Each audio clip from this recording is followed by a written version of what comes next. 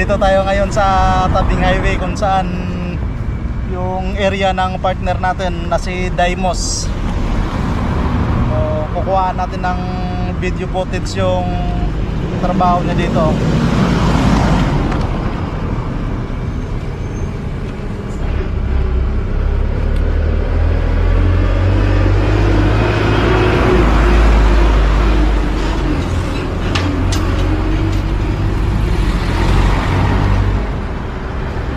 Daming dumadaan na mga kakilala natin. So papaliparan natin ng drone.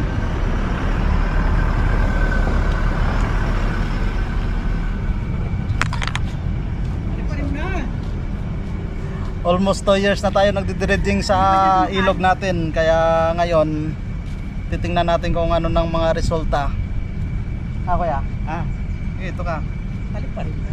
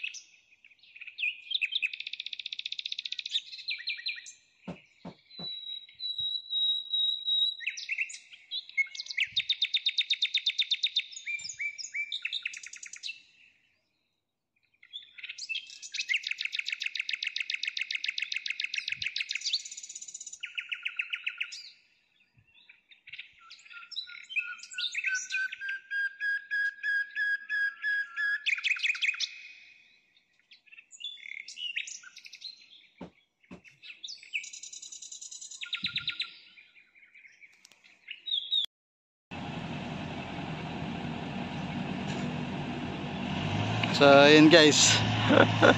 Gagarahin na yung partner natin. Ayan. Ayan yung hinuhukay namin. Tapos inaakyat dito sa bakanting lote. Tapos ito naman kukunin ng kakarga sa truck. O dadalhin natin dun sa mga kailangan natin tambakan. So yun yung isang dump truck natin dumaan. Ayan, magtatali na sila. So ang ganda naman talaga pag nalinis yung ilog natin. Napakalaking bagay ito guys, yung ginagawa namin. Ito ay para sa lahat dito sa bayan ng Cainta.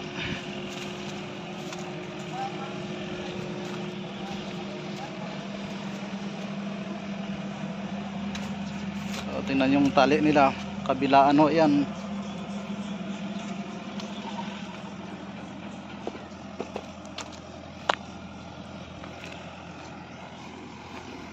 So ito na yung naakyat niya, marami-rami na rin.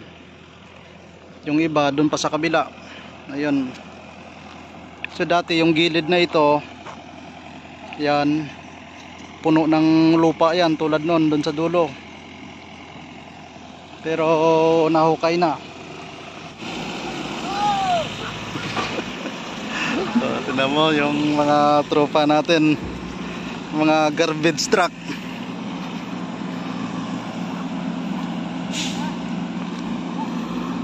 Dito tayo ngayon sa Vista Verde, Gate 3, sa subdivision dito sa bayan ng Cainta. So tingnan natin kung paano niya iakyat yung unit niya dito sa taas. Kasi mag long weekend, hindi pwede na pabayaan natin dito sa tubig kung meron naman mapag-akyatan. Kailangan laging safety yung unit natin.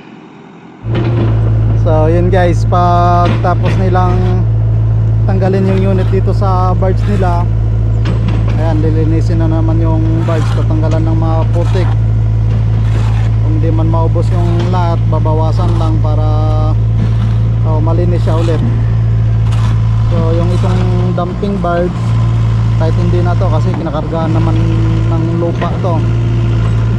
Yung putik saka lupa na tuyo, hindi tuyo, yun, nagiging putik siya. So